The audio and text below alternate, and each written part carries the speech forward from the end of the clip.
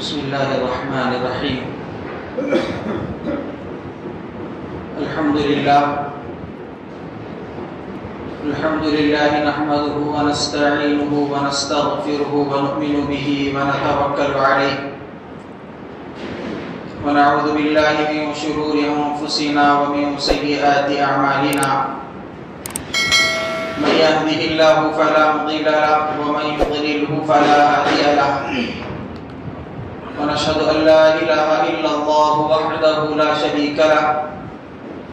ونشهد أن سيدنا وسندنا ونبينا ومولانا محمدا عبده ورسوله أرسله بالحق بشيرا ونذيرا وداعيا إلى الله بإذنه وسراجا منيرا. أما بعد، قال الله تبارك وتعالى: أعوذ بالله من الشيطان الرجيم. بسم الله الرحمن الرحيم. يا أيها الذين آمنوا كتب عليكم الصيام كما كتب على الذين من قبلكم لعلكم تتقون. صدق الله العظيم. محترم بزرگوں، عزیز نوجوان ساتھیوں، قرآن مجید کی جو آیت تلاوت کی گئی ہے، اس کے اندر اللہ تعالی نے براہ راست ایمان والوں سے خطاب فرمایا ہے.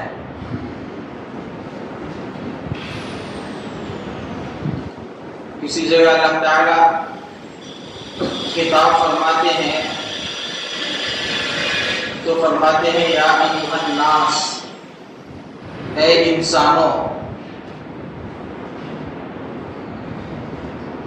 اور اس لفظ میں پوری انسانیت شامل ہو جاتی ہے، چاہے وہ خدا کے ماننے والے ہوں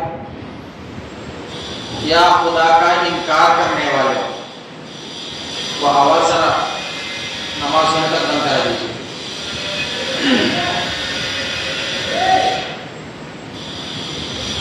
اور یہاں پر اللہ تعالی نے جو خطاب فرمایا ہے، وہ اللہ نے فرمایا یا ایھا الذین آمنو، اے ایمان والو. امت جو ہے اس کی دو قسمیں ہیں. ایک ہے امت اجابت، یعنی وہ لوگ جنہوں نے ایمان کی اور اسلام کی دعوت کو قبول کیا اور مسلمان ہو گئے، یعنی مسلمان، ان کو امت اجابت کہا جاتا ہے.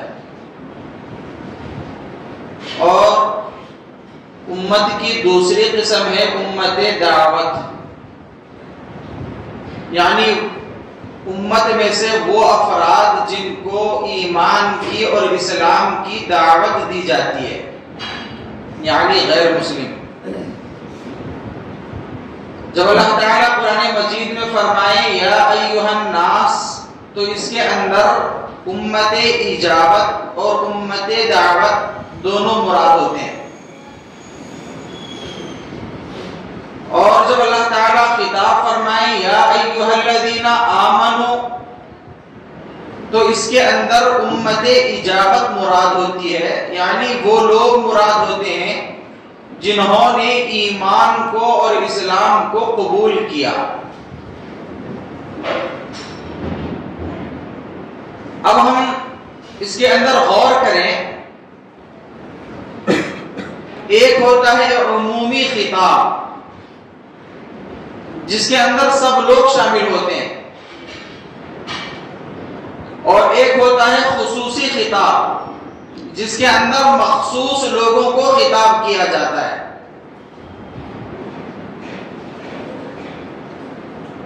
جیسے ہم نے بھی اجتماع میں شرکت کی، دو طریقے کے اعلانات ہوتے ہیں. ایک اعلان ہوتا ہے کہ بقیہ نمازوں کے بعد سارے حضرات خصوصی پنڈال میں جہاں پر بیان ہو رہا ہے تشریف رکھیں، ایمان کی یقین کی بات ہوگی، یہ اعلان ہم نے سنا۔ یہاں پر اجتماع میں آئے ہوئے تمام افراد کو خطاب کیا جا رہا ہے، اور ساتھ ہی یہ بھی اعلان ہوتا ہے کہ جو لوگ اردو جانتے نہیں ہیں، اردو سمجھتے نہیں ہیں، ان لوگوں کے لیے کنڑ کے پنڈال میں انتظام کیا گیا ہے۔ اب یہ کنڑ جاننے والے افراد الگ کر دیے گئے۔ اب وہ لوگ اس اعلان پر زیادہ توجہ دیں گے، وہ یہ سمجھیں گے کہ بھئی ہمارے لیے اب یہاں بیٹھنا نفع بخش نہیں ہوگا، ہم کو اس جگہ جانا ہے جہاں ہمیں جانے کی دعوت دی جا رہی ہے۔ ایسے ہی اللہ تعالیٰ نے خطاب فرمایا یا ایھا الذین آمنو، پوری انسانیت میں سے اللہ کو ماننے والے لوگوں، اب خاص ہو گیا۔ اب آگے جو خطاب اللہ تعالیٰ فرما رہے ہیں، اب وہ خطاب بھی بڑا اہمیت کا حامل ہوگا، بڑی اہمیت کا حامل اور بڑا اہم خطاب ہوگا۔ اب سب ایمان والوں کے کان کھڑے ہو گئے کہ اللہ تعالیٰ وہ ذات جس کو ہم خدا مانتے ہیں، وہ ذات جس کو ہم اپنا رب مانتے ہیں، وہ اللہ تعالیٰ ہم کو خاص کر کے خطاب فرما رہے ہیں۔ اللہ نے فرمایا کتب علیکم الصیام، اے میرے ماننے والو، اے ایمان والو، اے اسلام کو قبول کرنے والو، تم پر روزے فرض کر دیے گئے ہیں۔ ایمان کی دعوت، اسلام قبول کرنے کی دعوت تو اللہ نے سب کو دی، لیکن جن لوگوں نے اسلام قبول کر لیا اب ان کو حکم دیا جا رہا ہے، احکامات بتائے جا رہے ہیں کہ جب تم نے ایمان قبول کر لیا ہے، ایمان والے ہو گئے، اب آگے کرنا کیا ہے؟ کتب علیکم الصیام، تم پر روزے فرض کر دیے گئے ہیں۔ یہ اعلان، یہ حکم نامہ اللہ تعالیٰ کی طرف سے جاری ہوا تو ایمان والے سمجھ گئے کہ ہاں بھئی اب ہم کو روزہ رکھنا ہے، روزہ ہم پر فرض کر دیا گیا ہے۔ اب ہو سکتا ہے کچھ لوگوں کے دل میں، دماغ میں شبہ ہو، اشکال ہو، اعتراض ہو کہ اللہ نے ہم کو روزہ رکھنے کا حکم کیوں دیا؟ کیا ہم ہی ہیں جن کو روزہ رکھنے کا حکم دیا جا رہا ہے؟ کیا یہ امت محمدیہ کی خصوصیت ہے کہ صرف امت محمدیہ کو یہ دعوت دی جا رہی ہے؟ نہیں، اللہ فرمائے کما کتب علی الذین من قبلکم، نہیں یہ صرف تمہارے ساتھ خاص نہیں ہے بلکہ تمہارے سے پہلے جتنی بھی امتیں آئی ہیں اس امت کے ایمان لانے والے لوگوں پر بھی یہ روزہ فرض کیا گیا تھا۔ اب اس کی شکل کیا تھی، ان روزوں کی تعداد کیا تھی، ان وہ روزہ رکھنے کا طریقہ کیا تھا، کھانے پینے سے پرہیز تھا یا گناہوں سے پرہیز تھا یا اس کا طریقہ کیا تھا، وہ الگ چیز ہے۔ بس ہمیں اتنا معلوم ہوا کہ اللہ نے ہم پر روزے فرض فرمائے ہیں۔ جب یہ حکم جاری ہوا، جب یہ فرض امت محمدیہ پر لازم ہوا تو فرض کا درجہ کیا ہے وہ ہمیں سمجھنا ہے۔ اللہ نے فرمایا کہ تم پر روزے فرض کیے گئے ہیں، تو اس فرض کا مقام کیا ہے؟ فرض جب اللہ نے کیا ہے تو فرض کس چیز کو کہتے ہیں اس کو سمجھنا ہے۔ جیسے اللہ نے نماز فرض فرمائی، صاحب نصاب پر اللہ نے زکات فرض فرمائی، جو آدمی اپنے راستے کا معمول ہو، حج کر سکتا ہو، اللہ نے وسعت دی ہے، اس پر اللہ نے حج فرض فرمایا۔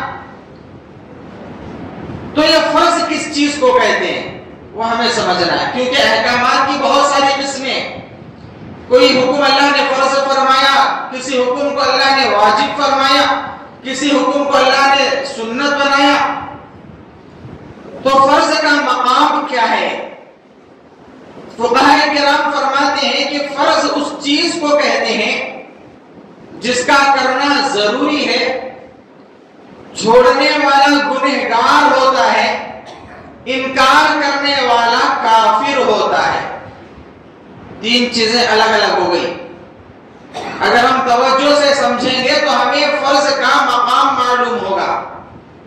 فرض کس کو کہتے ہیں؟ جس کا ادا کرنا ضروری ہے، اس کے بغیر چارے کار نہیں۔ جیسے سانس لینا حیات کے بقا کے لیے ضروری ہے، ایسے ہی فرض کا ادا کرنا ضروری ہے۔ اور اگر کوئی آدمی چھوڑ دیتا ہے بلا کسی شرعی عذر کے، کوئی شرعی عذر نہیں ہے، تندرست ہے، صحت والا ہے، اللہ نے صحت دی ہے، کوئی عذر نہیں ہے، اور سفر میں بھی نہیں جا رہا ہے، اپنے مقام میں ہے، بیمار نہیں ہے، روزہ رکھ سکتا ہے، اس کے باوجود بھی اگر کوئی آدمی ایمان والا، عقل والا، بالغ مرد اپنے مقام میں رہتے ہوئے روزہ چھوڑ دیتا ہے تو علماء فرماتے ہیں کہ اب وہ گنہگار ہے، اس کو گناہ ہوگا فرض چھوڑنے کا۔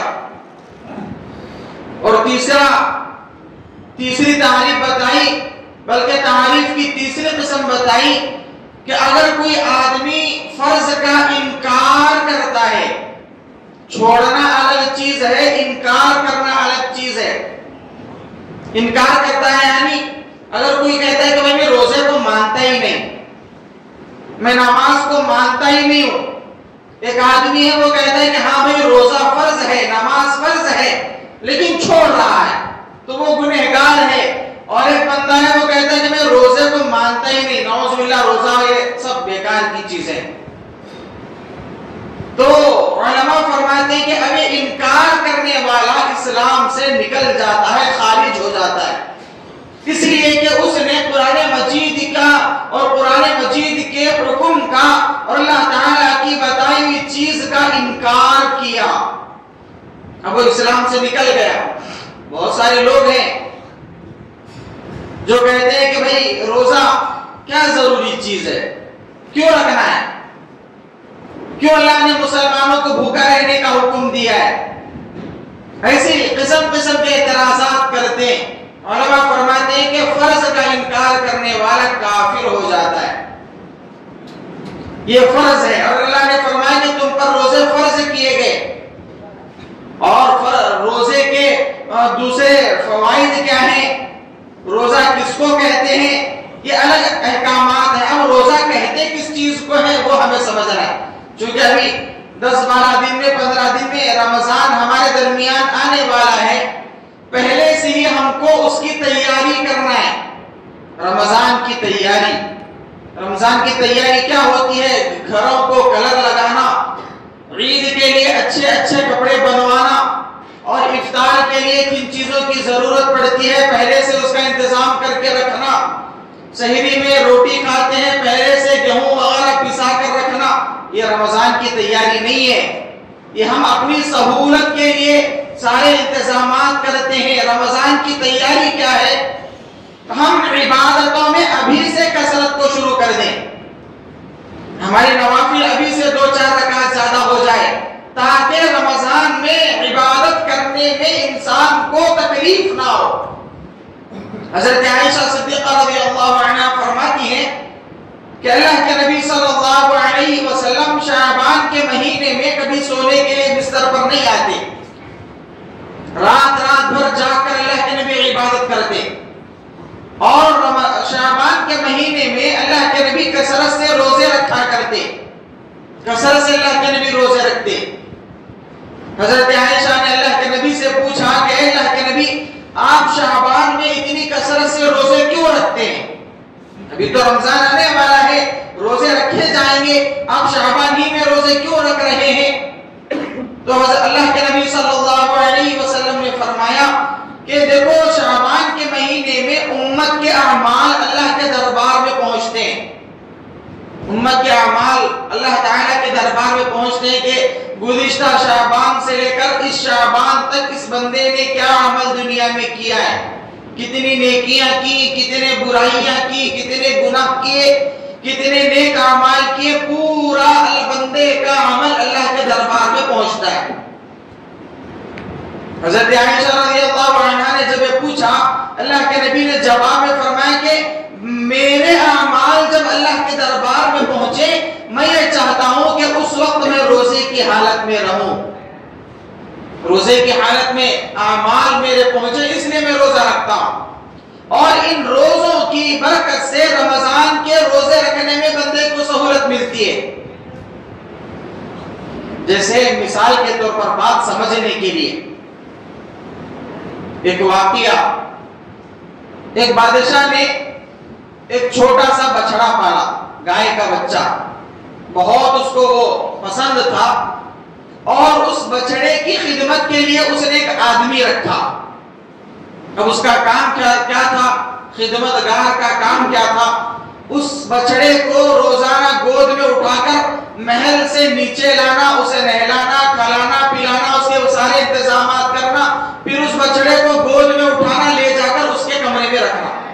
چلانے کی اجازت نہیں، اٹھا کر لائے گا، نیچے رکھے گا، پورے انتظامات کرے گا، پھر اٹھائے گا، لے جا کر اوپر اس کے کمرے میں رکھے گا۔ اب کئی سال تک وہ اس کی خدمت کرتا رہا، روز اس کو اٹھا کر لاتا، نیچے رکھتا، پھر اٹھا کر لے جاتا، اوپر رکھتا۔ اب یہ خدمت کرتے کرتے یہ آدمی کی عمر بھی بڑھ رہی ہے، بوڑھا ہو گیا، روز اس بچڑے کو لا رہا ہے، نیچے رکھ رہا ہے، پھر لے جاتا ہے، اوپر رکھتا ہے۔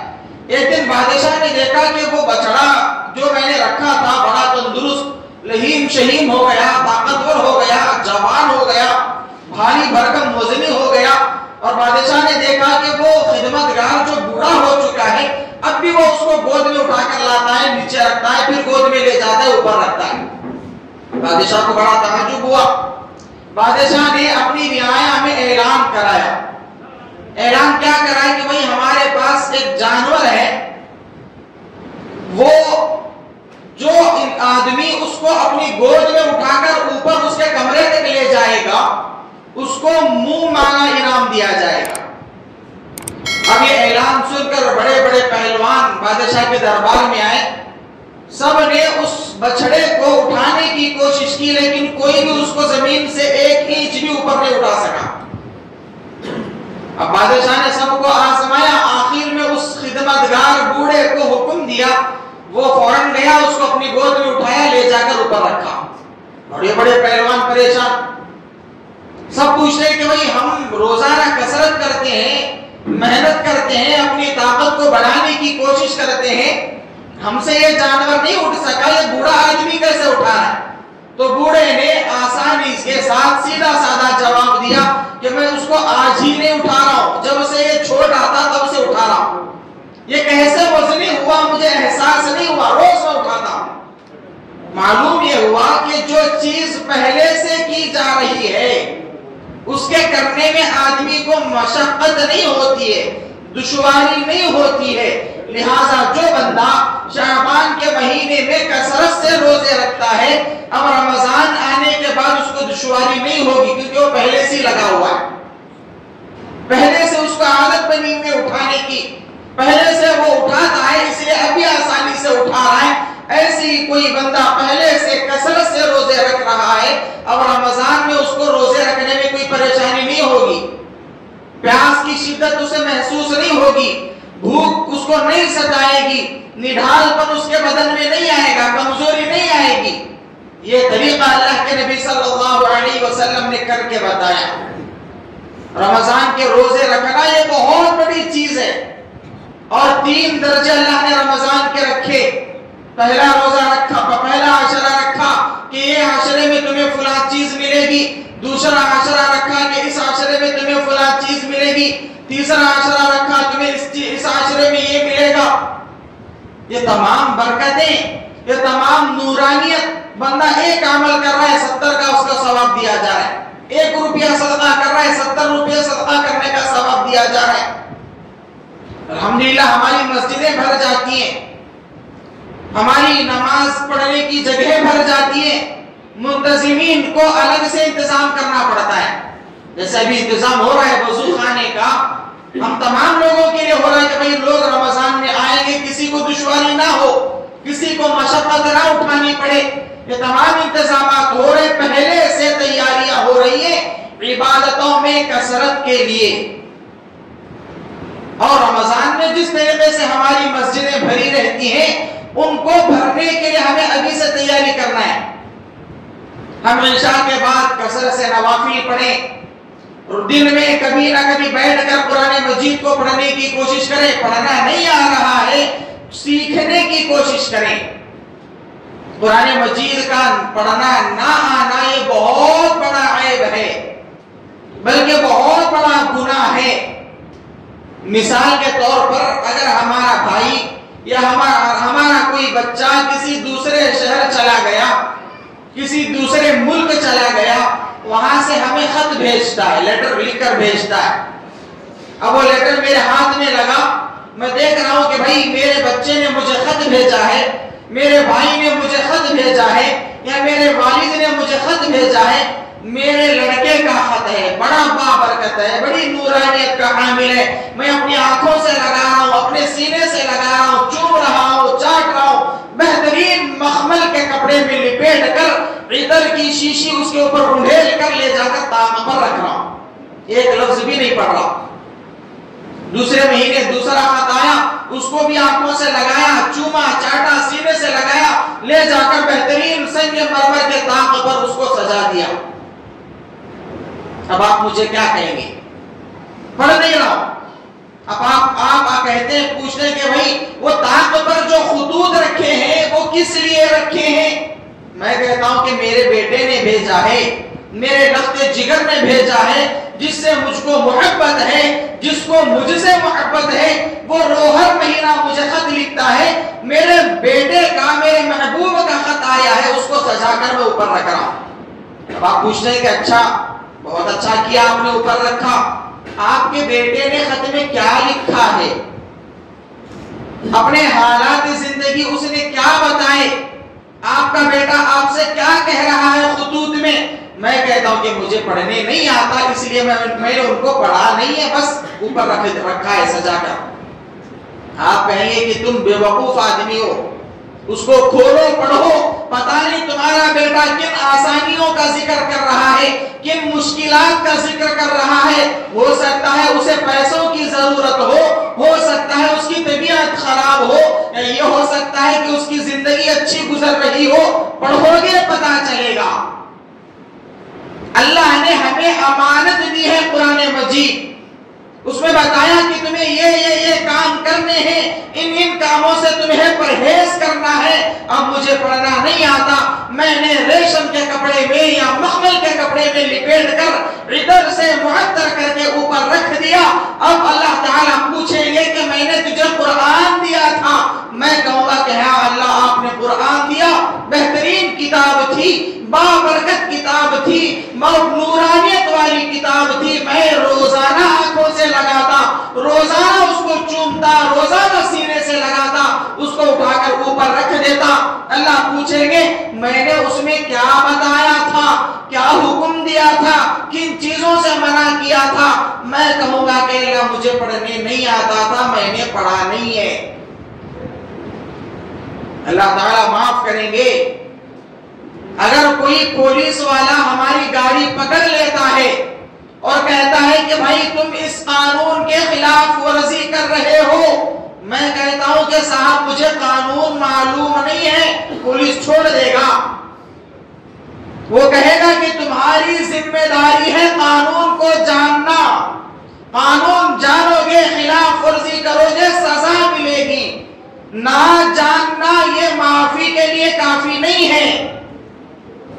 میں کہوں کہ مجھے قانون معلوم نہیں، لہٰذا مجھے چھوڑ دیا جائے، حکومت کہے گی کہ نہیں، قانون کا معلوم کرنا تمہاری ذمہ داری ہے۔ ایسے ہی اللہ کہے گی کہ میں نے جو کتاب دی تھی وہ چومنے چاٹنے کے لیے نہیں دی تھی، ادھر لگا کر طاقوں پر سجانے کے لیے نہیں دی تھی۔ یہاں ہمیں ایک بات سمجھنی ہے کہ قرآن مجید ہم کو تلاوت کرنے کے لیے اللہ نے نہیں دیا ہے کہ تم صبح شام پڑھو، کافی ہے نہیں۔ یہ تو اللہ کا احسان ہے کہ پڑھنے پر اللہ ثواب دے رہے ہیں. اللہ نے کتاب کیوں دی؟ سمجھنے کے لیے دی کہ تم سمجھو ہم اس کے اندر کیا بتانا چاہ رہے ہیں. ایک بندہ ہے وہ پڑھتا ہے اقیموا الصلاۃ، نماز قائم کرو، اللہ کا حکم ہے، وہ پڑھ رہا ہے اقیموا الصلاۃ وآتوا الزکاۃ، اس کو مطلب معلوم نہیں، لہٰذا وہ زندگی بھر نماز نہیں پڑھ رہا ہے، روزانہ قرآن مجید پڑھتا ہے. اللہ فرمائے یا ایھا الذین آمنوا کتب علیکم الصیام کما کتب علی الذین من قبلکم لعلکم تتقون، اے ایمان والو تم پر روزے فرض کیے گئے جیسے پچھلی امتوں پر اللہ نے روزے فرض کیے تھے.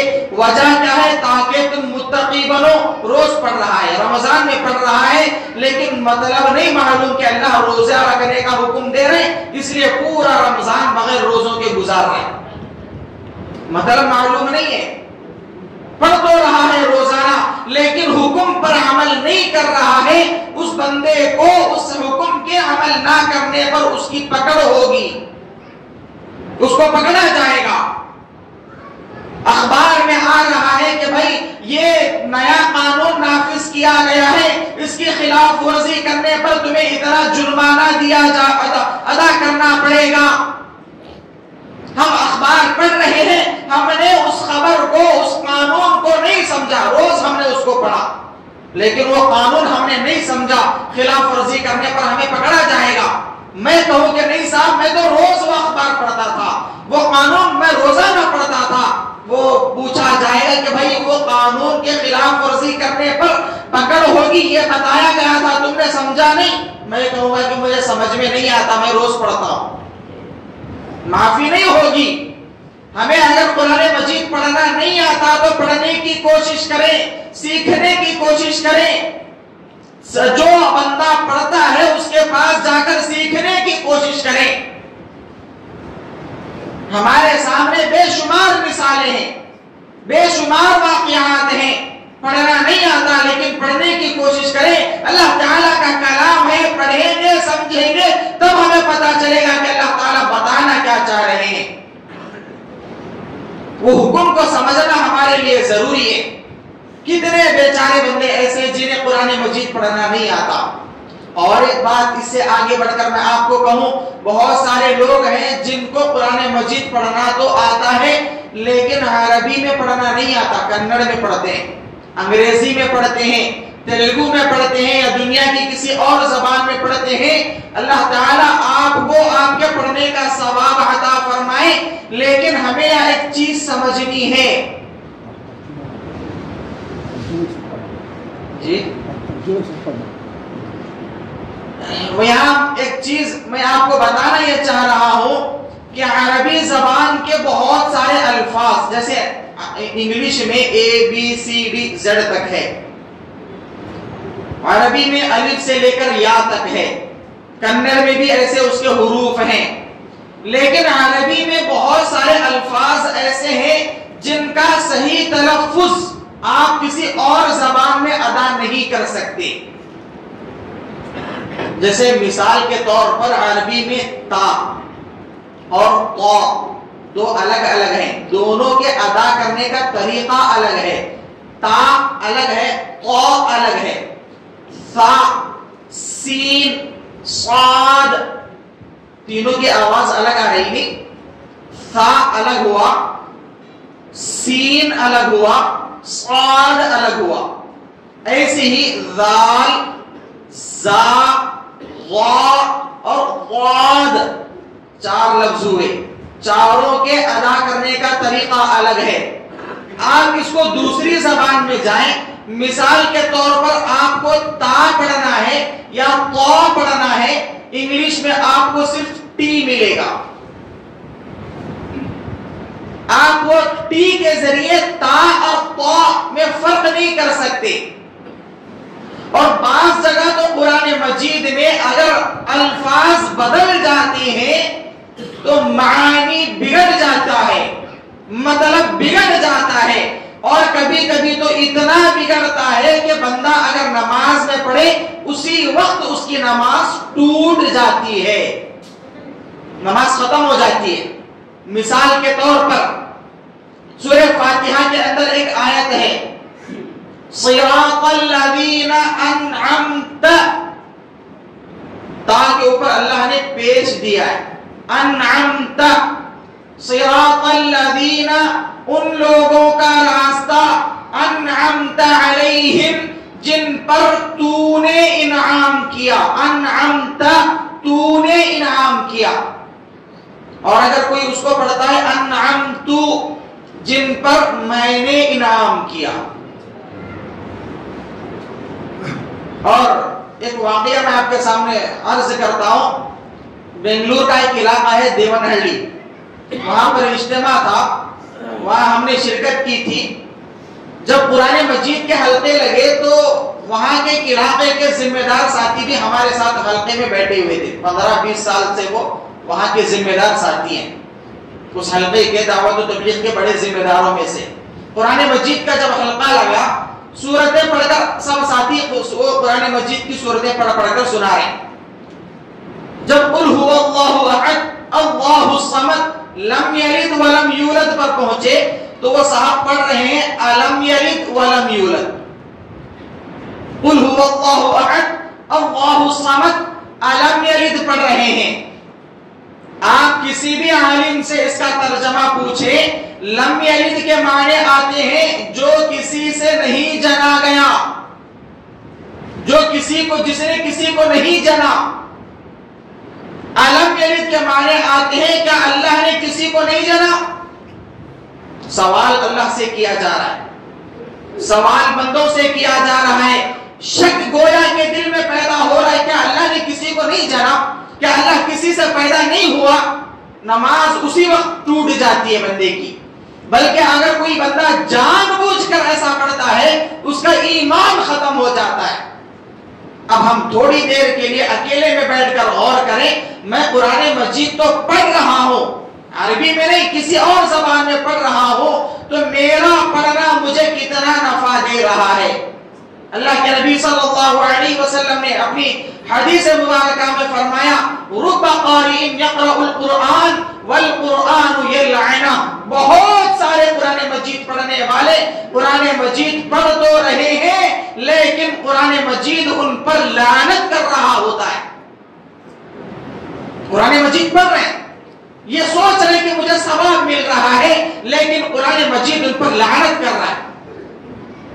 جیسے مثال کے طور پر میرے باپ نے اگر مجھے حکم دیا کہ بیٹا تھوڑی دیر میرا پیر دباؤ، میں پیر دبانے کے بجائے اتنی بدتمیزی کے ساتھ پیر دبا رہا ہوں کہ راحت کے بجائے اسے تکلیف ہو رہی ہے. اتنی زور سے دبا رہا ہوں کہ میرے باپ کو تکلیف ہو رہی ہے. یہ میرے باپ کے ساتھ راحت والا کام ہوا یا تکلیف والا کام ہوا؟ یہ فرما برداری والا کام ہوا یا نافرمانی والا کام ہوا؟ ایسی میں قرآن مجید پڑھ رہا ہوں لیکن غلط الفاظ کے ساتھ غلط تلفظ کے ساتھ پڑھ رہا ہوں تو مجھے ثواب کے بجائے اللہ کے نبی فرمائے قرآن مجید ان پر لعنت کر رہا ہوتا ہے. ہم پہلے سے اس کو سیکھنے کی کوشش کریں. بہت سارے ہمارے احباب الحمدللہ رمضان کے مہینے میں اذان ہوتی، مسجد تشریف لاتے، قرآن مجید کی تلاوتیں ہو رہی ہیں. بس مجھے توجہ یہ دلانی ہے کہ میں پڑھ رہا ہوں لیکن کوشش یہ کروں کہ میں جو پڑھ رہا ہوں وہ صحیح پڑھوں. نماز پڑھ رہا ہوں تو نماز پڑھنے سے پہلے نماز سیکھوں. نماز کیسے پڑھی جاتی ہے، نماز پڑھنے کا طریقہ کیا ہے، رکعت کیسے باندھی جاتی ہے، رکوع کیسے کیا جاتا ہے اور رکوع سے اٹھا کیسے جاتا ہے، سجدے میں جب جا رہا ہوں تو سجدے میں جانے کا طریقہ کیا ہے. میں آپ کو بتاؤں، اللہ ہمیں معاف فرمائے، بس سیکھنے کے لیے سمجھانے کے لیے عرض کر رہا ہوں. بہت سارے لوگ سجدے میں جا رہے ہوتے ہیں، 90% لوگوں کا سجدے میں جانے کا طریقہ غلط ہے. میں ہمیں لوگوں میں سے عرض کر رہا ہوں، پوری مغلی شہر کی بات نہیں کر رہا ہوں، ہمارے اس مسجد اقصی کے مصلیوں کی بات کر رہا ہوں کہ رکوع سے اٹھنے کے بعد سجدے میں جانے کا جو طریقہ ہے تقریباً 90% لوگوں کا طریقہ غلط ہے. غلط کیا ہے؟ سجدے میں جانے کے لیے ہم کیا کرتے ہیں، پورا سینہ جھکا کر سجدے میں جاتے ہیں، اپنے گھٹنوں پر ہاتھ رکھتے ہیں، ہمارا سر رکوع کی شکل میں جاتا ہے اور ہم جھک کر سجدے میں جاتے ہیں. حالانکہ سجدے میں جانے کا طریقہ کیا ہے؟ ہم سیدھے بیٹھ کر سجدے میں جائیں گے، ہمارا سینہ جھکنا نہیں چاہیے، یہ سجدے میں جانے کا طریقہ۔ لیکن میری نماز اب تک غلط ہو رہی ہے۔ سجدہ کرنے کا طریقہ کیا ہے؟ کسی کے کوہنیاں زمین سے لگی ہوئی ہیں، غلط سجدہ ہے، پیر زمین سے اٹھے ہوئے ہیں، غلط سجدہ ہے، ناک ہماری اور پیشانی زمین پر نہیں لگی ہوئی ہے، غلط سجدہ کرنے کا طریقہ ہے۔ سجدے میں ہمارے ہاتھ کہاں ہونے چاہیے، انگلیاں کیسے ہونی چاہیے، ہمیں معلوم نہیں ہے۔ ہم سال ہر سال سے نماز پڑھ رہے ہیں، اللہ کے نبی فرماتے ہیں بہت سارے لوگ نماز پڑھتے ہیں، ان کی نماز ان کے سر سے ایک بالشت بھی اوپر نہیں جاتی۔ نماز پڑھنے کے بعد وہ نماز کالی کے کپڑے کی طرح لپیٹ کر نمازی کے منہ پر مار دی جاتی ہے۔ ایسی ہماری نمازیں ہو رہی ہیں۔ ہم رمضان میں نمازیں پڑھیں گے، پہلے سے وہ نمازیں سیکھنے کا انتظام کریں۔ میں کر رہا ہوں تو ثواب تو مجھے ملے، میں کروں گا کم سے کم مجھے ثواب تو ملے، یہ میں طریقہ اختیار کروں، پہلے سے سیکھنے کی کوشش کروں۔ یہ طریقہ اپنائیں گے، ہماری عبادتیں درست ہوں گی، ہماری تلاوت درست ہوگی، ہماری عبادت کرنے کا صحیح طریقہ ہوگا۔ یہ سیکھنے کی ضرورت ہے، یہ رمضان کی تیاری ہوتی ہے۔ اور پھر رمضان گزرنے کے بعد جیسے بہت سارے لوگوں کو چائے اگر نہ ملے سر میں درد شروع ہو جاتا ہے، سر میں درد کر رہا ہے، کیوں بھائی سر میں درد کیوں کر رہا ہے؟ کہتے ہیں کہ چائے پینے کی عادت ہے، شام میں چائے نہیں پیا، مغرب کی نماز آنے تک سر میں درد شروع ہو جاتا ہے۔ اچھا چائے کتنے دن سے پی رہے ہو؟ ابھی 15 دن 1 مہینہ ہوا، عادت پڑ گئی ہے چائے کی، اتنی خطرناک عادت پڑی ہے، چائے نہیں پیوں گا سر میں درد ہو جاتا ہے۔ بہت سارے لوگوں کو شکایت ہوتی ہے۔ اب پورا مہینہ عبادت کرنے کے بعد عبادت کی عادت ہمیں پڑ جانی چاہیے۔ نماز نہ پڑھوں میرے سر میں درد ہو جائے، دن میں 1 مرتبہ تلاوت نہ کروں میرے سر میں درد ہو جائے، ایسی ہمیں عادت بنانے کی ضرورت ہے۔ اور دوسری چیز ہمیں معلوم ہے کہ رمضان کے مہینے میں شیطان قید کر دیا جاتا ہے، سرکش شیاطین کو اللہ تعالیٰ قید کر دیتے ہیں، گناہ کروانے والے شیاطین کو قید کر دیا جاتا ہے۔ جو شیطان جھوٹ بولنے لگاتا ہے وہ قید ہے، جو شیطان سود کھانے لگاتا ہے وہ قید ہے، جو شیطان دھوکہ دلوانے لگاتا ہے وہ قید ہے۔ اب میں یہ سوچوں کہ میری زبان سے اب جھوٹ کیوں نکل رہا ہے، جھوٹ بلوانے والا شیطان تو قید ہے، اب میری زبان سے جھوٹ کیوں نکل رہا ہے؟ مجھے اپنے اندر جھانکنے کی ضرورت ہے کہ شیطان تو قید ہو گیا، پھر بھی مجھ سے گناہ کیوں ہو رہے ہیں؟ اب اس کے اندر شیطان کا دوش نہیں ہے، میرے نفس کا دوش ہے کہ مجھے اب جھوٹ بولنے کی عادت پڑ گئی ہے، اب مجھے نماز چھوڑنے کی عادت پڑ گئی ہے۔ دیکھیں اللہ تعالیٰ جب ناراض ہوتے ہیں، اولیاء کرام کا قول ہے، بڑے بڑے بزرگوں کا قول ہے کہ اللہ تعالیٰ جب ناراض ہوتے ہیں، جب اللہ تعالیٰ کسی بندے سے غصہ ہوتے ہیں، ناراض ہوتے ہیں، تو اس کا کاروبار اللہ تعالیٰ بند نہیں کراتے، اللہ تعالیٰ اس کی روزی روٹی کو نہیں روکتے۔ اللہ تعالیٰ ناراض ہیں کیسے پتا چلے گا؟ بزرگان دین نے فرمایا کہ جس سے اللہ ناراض ہوتے ہیں اس کو اپنے گھر میں آنے نہیں دیتے، اس کو اپنے سامنے جھکنے نہیں دیتے، اللہ تعالیٰ اس کو کبھی اپنے دربار میں آنے نہیں دیں گے۔ اگر مجھ سے نمازیں چھوٹ رہی ہیں، میں سمجھ جاؤں کہ میرا خدا مجھ سے ناراض ہے، میرا اللہ مجھ سے ناراض ہو گیا، جس کی وجہ سے اللہ مجھے اپنے گھر میں آنے نہیں دے رہا۔ اگر میں کسی سے ناراض ہو گیا، اگر میں کسی سے غصہ ہو گیا، تو میں اس کو دیکھنا پسند نہیں کرتا، میں اس کو اپنی کسی دعوت میں بلانا نہیں چاہتا، پورے محلے میں شادی کے کارڈ بانٹوں گا لیکن اس کے گھر میں نہیں دوں گا، کیوں؟ میں اس کو چاہتا نہیں ہوں، اس سے ناراض ہوں۔ ایسے اللہ تعالیٰ پورے محلے میں اذان کی آواز پہنچاتے ہیں، حی علی الصلاۃ، نماز کی طرف آؤ، حی علی الفلاح، کامیابی کی طرف آؤ، لیکن اس میں سے ایک بندہ نہیں آ رہا ہے، کیوں؟ اللہ نہیں چاہ رہے کہ یہ میرے گھر میں آئے۔ مجھے دیکھنا ہے کہ اللہ تعالیٰ مجھے بلا رہے ہیں یا نہیں۔ اگر میں کہیں نہیں جا رہا ہوں تو مجھے سمجھ جانا چاہیے کہ اللہ ناراض ہے. یہ عادت بنانے کا مہینہ آ رہا ہے، عبادتوں کی عادت ڈالنے کا مہینہ آ رہا ہے. یہ اب ہمیں اپنی عادت بنانے کی ضرورت ہے. اللہ تعالیٰ سے دعا کریں کہ اللہ تعالیٰ ہم تمام کو پوری زندگی عبادتوں والی زندگی بنانے کی توفیق نصیب فرمائے. جو مہینہ آ رہا ہے اس مہینے کی صحیح معنوں میں قدردانی کرنے کی توفیق نصیب فرمائے. اللہ تعالیٰ تمام کہی سنی باتوں پر عمل کی توفیق نصیب فرمائے. آخر میں